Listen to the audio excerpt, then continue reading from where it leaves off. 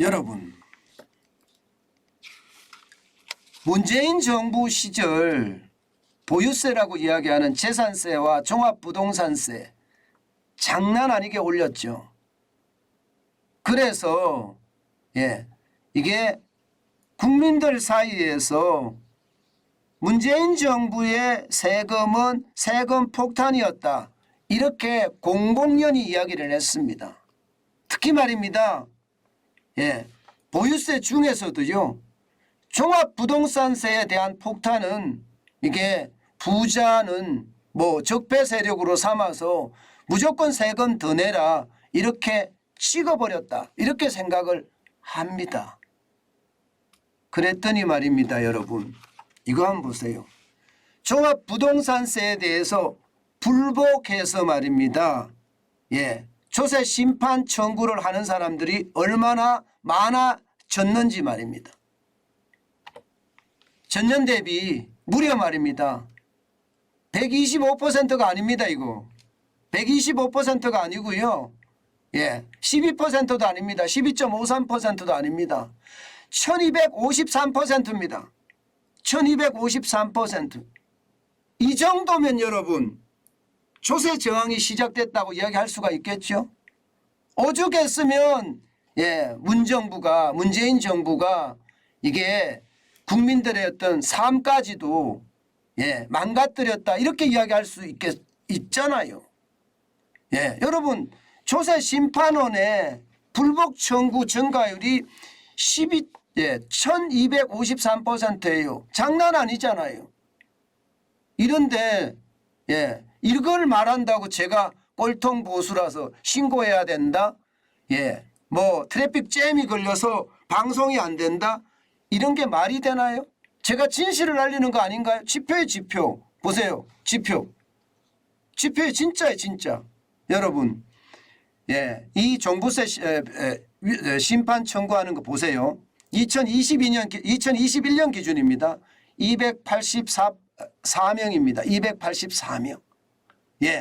이게 1월에서 9월까지 기준이에요. 284건. 그런데 2022년 보세요. 3,843건입니다. 3,843건.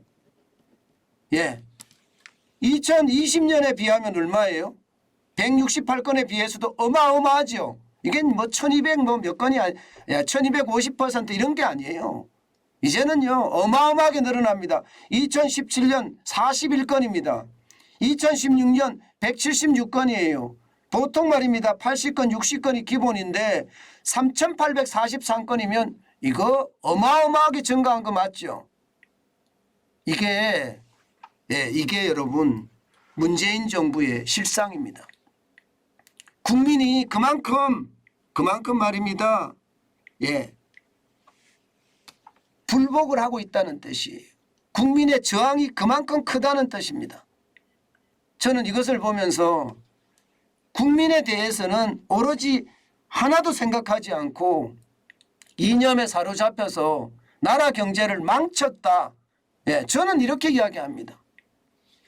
경제에 관한 한 말입니다. 여러분, 문재인 정부는 탄생하지 말았어야 될 정부입니다.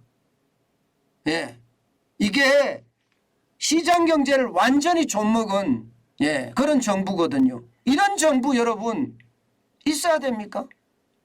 경제에 관한 한 저는 문재인 정부가 탄생하지 말았어야 된다고 생각한다니까요.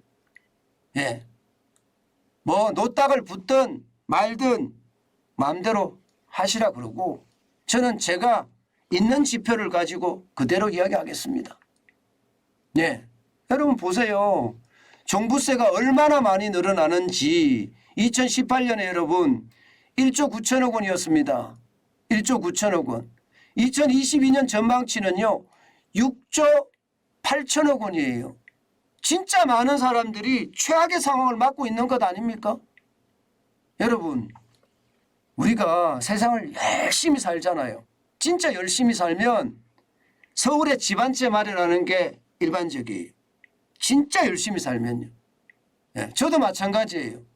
저도 서울에 올라와서 촌놈이 진짜 열심히 살았어요. 제가 새벽 5시에 출근하고요. 매일 저녁에 한 사람을 만나야지 세상을 넓게 산다 하면서 한 사람을 만나기를 위해 살았고요. 진짜 누구 못지않게 열심히 살았습니다.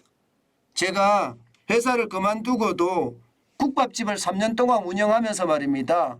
하루에 거의 18시간씩 일했어요. 하루도 쉬지 않고요. 제가 유튜브를 시작했던 게 2019년 12월 25일이거든요.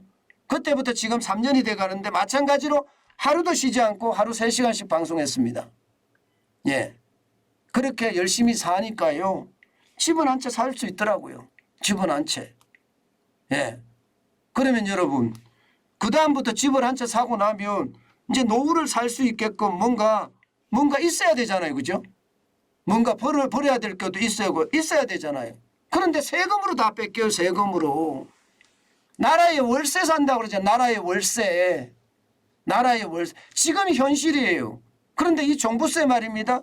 더불어민주당 분명히 말입니다. 대통령 선거할 때 이재명 대표는요. 이거 완화하겠다 그랬어요. 민주당도 완화하겠다 그랬어요. 웬걸이요? 안 합니다. 집 한 채 있는 제가 죄인입니까? 왜 나라에 제가 월세를 내고 살아야 됩니까? 왜 세금 폭탄을 맞아야 되냐고요. 예, 이게 말이나 됩니까 여러분? 열심히 살은 것도 죄예요? 예, 저는 이런 것을 보면 진짜 아마 이게 심장이 터질 것 같을 거예요. 아마 여러분들도 마찬가지일 거라고 저는 봅니다. 예, 심장이 터질 듯한데 가만히 있겠습니까? 어떻게든 뭐라도 시도를 해보는 것이 사람의 심리 아니겠어요? 저는 그것을 보면서 저도 똑같은 그런 심정 지금 이야기하고 있는 겁니다. 여러분 올해 말입니다. 주택이나 토지분 종부세 고지 인원이 102만 7천 명이에요. 102만 7천 명. 102만 7천 명이면요. 서울에 웬만한 아파트를 갖고 있는 사람들은 종부세 낸다는 거예요. 서울에 웬만한 주택을 가지고 있다는 건 종부세 낸다는 겁니다. 이제는요.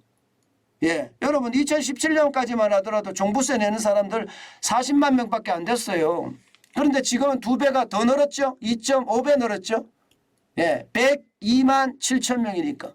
그러면 102만 7천 명 중에 세상을 진짜 열심히 살았던 저 같은 사람들 있잖아요. 저 같은 사람들. 이런 사람들에게는 왜 폭탄을 남깁니까? 저야 시간이 없기 때문에 조세 심판원에 불복 신청은 안 했지만 그냥 내지만 이게 조세 저항이 커질 수밖에 없는 게 현실 아니에요. 게다가 국민연금만 제가 국민연금도 내죠. 어디 그뿐입니까? 건강보험료는요. 건강보험료는요. 집값이 있어도 더 많이 때립니다. 아니 벌이가 없는 사람들한테 건강보험료까지 더 많이 때리면 여러분 우리가 솔직히 어떻게 삽니까? 예? 저는 그런 생각하면 진짜 안타깝습니다. 왜 문재인 정부가 국민을 이렇게 고통 속에 빠뜨렸는지 아마 여러분도 잘 아실 거예요. 이 세금 폭탄이 결국 말입니다. 우리의 삶마저도 지금 어렵게 하고 있는 거 사실이잖아요. 그만큼 말입니다. 상황이 진짜 좋지 않다. 저는 그런 이야기 말씀드리고 싶어요. 제가 참 안타깝게도 지표를 가지고 저는 이야기를 하지 제가 거짓말로 만들지는 않거든요. 그러니까 상황이 진짜 나쁘다는 거 저는 알고 있습니다. 세금 폭탄이라는 거. 여러분 이것도 보세요. 오죽했으면 여러분 종부세 체납액이 2021년에 보세요. 5,628억 원 갔어요. 5,628억 원. 2020년에 2,800억에서요. 5,628억 원 갔으면 2배 넘었죠. 왜 2배가 넘을까요? 낼 수가 없는 거예요. 벌이가 있어야지 내죠. 열심히 살아서 집 한 채 마련하고 아이들 시집장가 보내려고 그러면 돈이 더 필요한데 그 상황까지도 해결이 안 돼요. 그래서 저 같은 사람들 있잖아요. 열심히 사는 1주택자들은요. 이거 집 팔아서 애들 시집장가 보내잖아요. 일반적으로 그렇지 않아요? 집 팔아서 좁혀가면서 애들 시집장가 보내고 마지막 노후 사는 게 일반적이잖아요. 그게 현실이 되는 거예요. 세금을 이렇게 때리니까 세금을 못 냅니다. 여러분 저는요. 저에게 꼴통 보수라고 이야기하는 그 사람들 저는 머릿속을 보고 싶어요. 그 머릿속은 어떨까요? 예. 뭐 김일성주의자인가요? 아니면 김정은을 추종하는 종북 세력인가요? 저는 그런 사람이라고 밖에 생각이 안 듭니다. 나라의 운영이라는 게 그렇잖아요. 국민을 편안하게 하고 국민의 생명과 재산을 지키는 게 나라 운영입니다. 그런데 그 나라 운영이 어떤 집단의 이익을 대변하는 걸로 넘어가면 이게 나라 운영입니까? 아니잖아요. 지금은 법과 원칙이 바로 서야 되고요. 그 법과 원칙이 바로 섰을 때 대한민국은요 더 발전할 겁니다. 저는 대한민국 화이팅입니다. 화이팅. 대한민국 화이팅. 자유민주주의 화이팅. 시장경제 화이팅. 예. 김일성주의자 종북 세력자들 물러나야 됩니다. 물러나야 되는 게 아니라 북한으로 보내야 됩니다.